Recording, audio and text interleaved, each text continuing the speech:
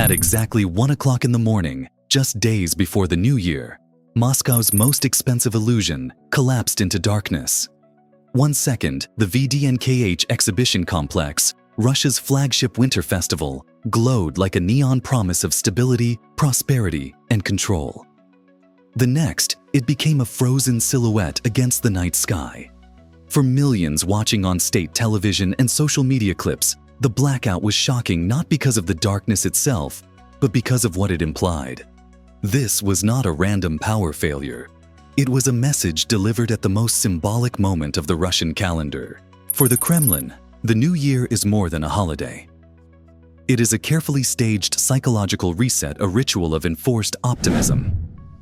VDNKH, with its vast skating rink, towering illuminated tree, and multi-million-dollar light installations, exists to tell a single story that Moscow is untouchable, insulated from the war-consuming Ukraine, hundreds of miles away.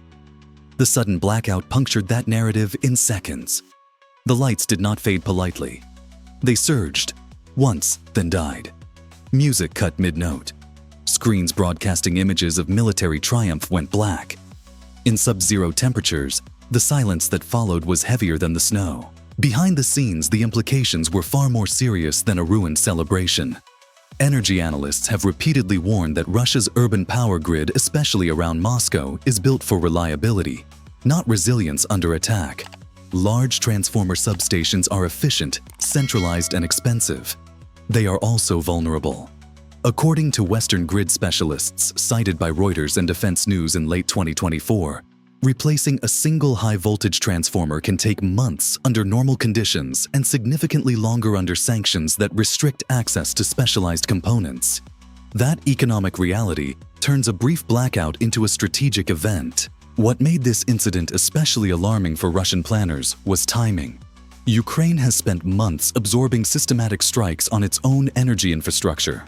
NATO officials, speaking cautiously but consistently, have described Kyiv's response as increasingly asymmetric, rather than purely defensive. Instead of matching missile for missile, Ukraine has invested in lower-cost systems designed to exhaust Russian defenses financially and psychologically. A senior Western defense analyst quoted by the BBC recently summarized the approach bluntly. This is about forcing Russia to spend millions to stop attacks that cost thousands. The Moscow blackout fit that pattern perfectly. It struck a civilian-facing symbol without mass casualties, avoiding escalation thresholds while maximizing visibility. From a NATO perspective, the event underscored a growing concern quietly discussed in Brussels and Washington. Modern air defense systems, no matter how advanced, are vulnerable to saturation, deception, and cost asymmetry. Every interceptor fired is not just a tactical action, but an economic decision. As Russian officials rushed to label the incident, a technical malfunction, satellite-based fire and heat detection data told a more complicated story, showing a localized thermal anomaly near a critical power node. The contrast between official reassurance and observable evidence widened the credibility gap at the worst possible moment. If Moscow's brightest night could be turned off so suddenly, the question for both Russian citizens and Western strategists became unavoidable. Was this an isolated embarrassment, or the opening move of a broader campaign aimed at dismantling the myth of an untouchable capital? Long before the lights went out in Moscow, the operation had already crossed the point of no return. While crowds gathered under festive arches and cameras rolled for state broadcasts, a far quieter scene was unfolding beyond the city's northeastern edge. In the frozen terrain near Losiny Ostrov National Park, an area Russians often call Moscow's Green Lung, a small Ukrainian intelligence unit was preparing a mission that relied less on firepower than on patience, geometry, and timing. This was not a strike designed to overwhelm by force. It was built to slip through the cracks of a system optimized for conventional threats. Ukrainian military intelligence has increasingly emphasized decentralized, low-signature operations, according to assessments published by Defense News and echoed by NATO-linked analysts in late 2024. Rather than deploying expensive platforms that trigger immediate detection, Kyiv has focused on systems that blend into civilian clutter and environmental noise. The goal is not invisibility in absolute terms, but ambiguity, forcing defenders to hesitate, misclassify, or overreact. In modern air defense, hesitation is often as dangerous as absence. The launch phase reflected that philosophy. No radio chatter, no active emissions, no dramatic countdowns. The aircraft used in the operation were not designed to look like weapons at all. Their composite structure's modest speed and flight profile allowed them to resemble civilian or even biological objects to radar systems tuned for fast metallic targets. Western engineers familiar with radar discrimination have noted that many air defense networks still prioritize threats based on Cold War-era assumptions, speed, altitude, and mass. Slow, low, and composite objects occupy an uncomfortable gray zone. Moscow's layered defenses are formidable on paper. Systems like Panzer and Tor form a dense protective ring reinforced after earlier Ukrainian strikes deeper inside Russian territory. Yet those same systems depend on human operators managing information overload. When dozens of ambiguous contacts appear simultaneously, decision-making becomes compressed into seconds. Analysts at the Royal United Services Institute have repeatedly warned that saturation does not require large numbers of lethal weapons, only enough false signals to force expensive responses. As the drones advanced, they hugged terrain features that clutter radar returns, rivers, power lines, buildings, and industrial zones. This tactic, sometimes described in NATO training materials as urban masking exploits. The reality that cities are electromagnetic nightmares. Every structure reflects, absorbs, or distorts signals. The result is not blindness but uncertainty, and uncertainty degrades reaction time. What followed was less a traditional engagement and more an economic trap. Russian operators were compelled to respond, launching interceptors against objects whose true nature was unclear. Each launch carried a financial cost measured in hundreds of thousands, if not millions of dollars. Meanwhile, the attacking systems remained orders of magnitude cheaper. From a strategic standpoint, this imbalance matters as much as physical damage. It accelerates resource depletion and forces difficult trade-offs elsewhere along the front. Western officials have avoided publicly endorsing such tactics, but privately acknowledge their significance. A NATO defense economist quoted by Deutsche Welle noted that when defense spending is burned faster than replacement capacity, pressure shifts from the battlefield to the budget. As Moscow's defenses reacted, reloaded, and recalibrated, one critical assumption began to take hold among Russian operators: that the threat had been identified and was being contained. That belief, more than any missile or drone, set the stage for what came next. As Moscow's air defenses snapped fully awake, the battle shifted from stealth to psychology. Radar screens filled with contacts, alarms layered over one another, and decision cycles compressed into frantic seconds. This was the moment Ukrainian planners had designed for, not the strike itself, but the reaction to it. According to multiple Western military studies published by Defense News, the most effective way to defeat advanced air defenses is not to destroy them outright, but to force them into wasteful behavior. On this night, that theory was put into practice in real time over the Russian capital. Dozens of aerial objects appeared nearly simultaneously, many of them crude by design. Decoy drones, some no more sophisticated than lightweight gliders with reflective surfaces, mimicked the radar signatures of far more dangerous weapons. To automated systems and human operators alike, the sky became a puzzle with no clean answers. Each contact demanded a response, yet distinguishing real threats from false ones required time Moscow's defenders did not have. Russia's Pantsir systems, marketed as city-shielding guardians, were forced into action.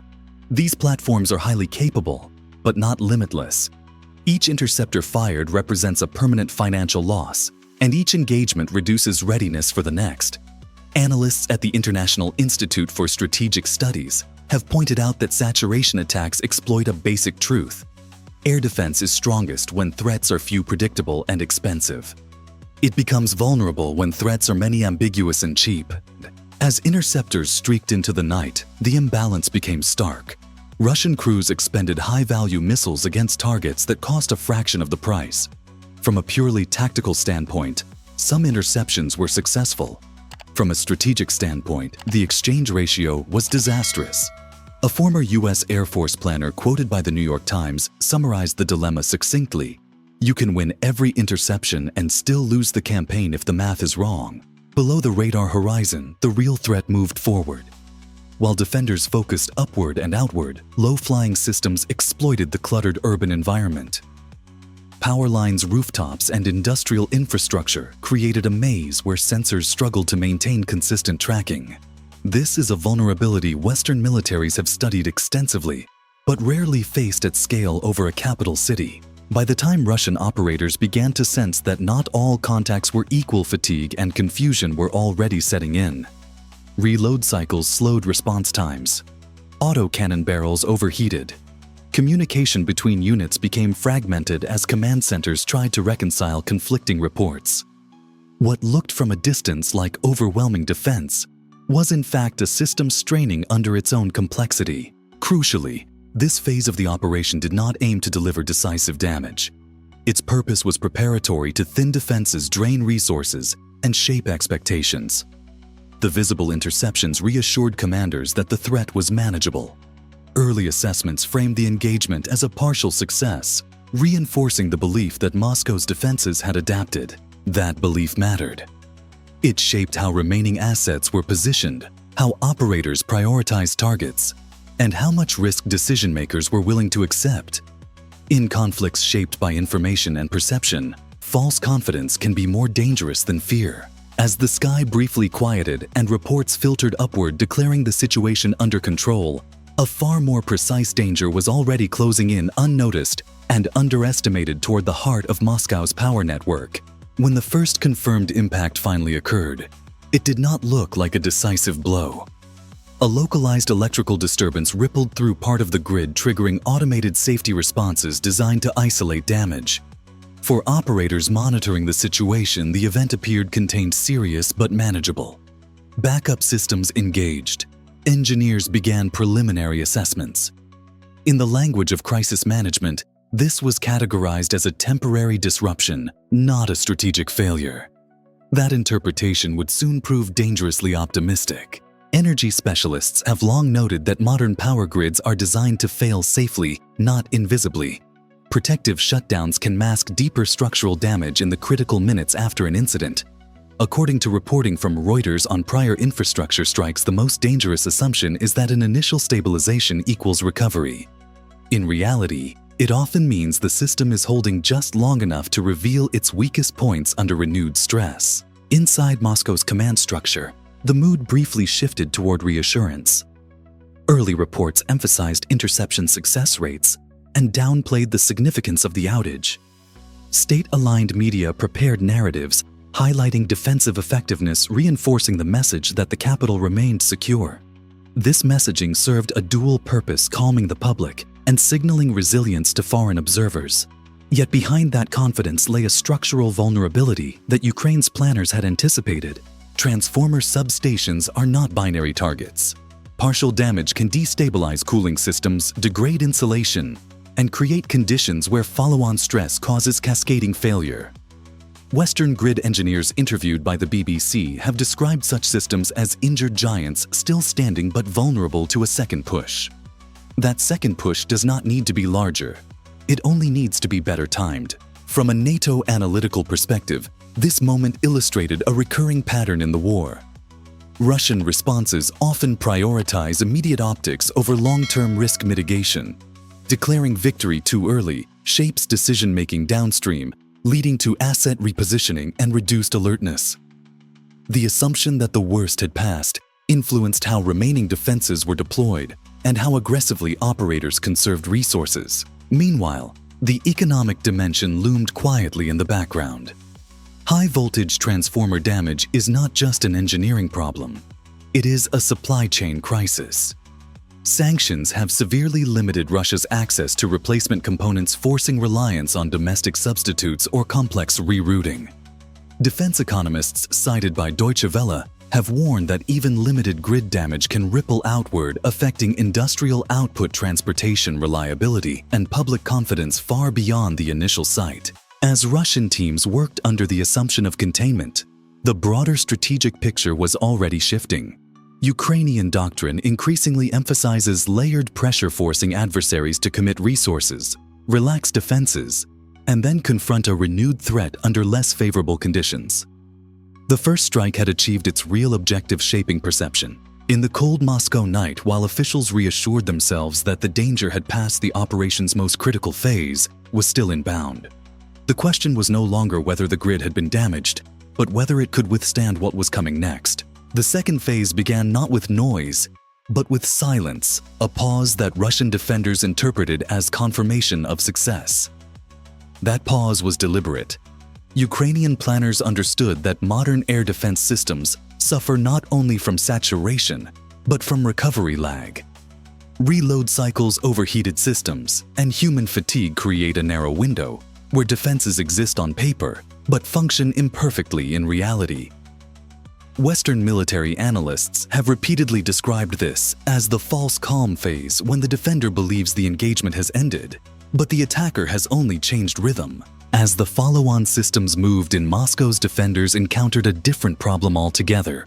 Electronic warfare units activated jamming protocols across multiple frequency bands, confident that severing control links would neutralize any remaining threat. In earlier phases of the war, this approach had proven effective. However, Ukrainian drone development has increasingly anticipated signal denial. According to Defense News reporting from late 2024, Kyiv has accelerated the integration of autonomous navigation and visual recognition systems, specifically to counter Russian jamming dominance. This shift reflects a broader evolution in warfare.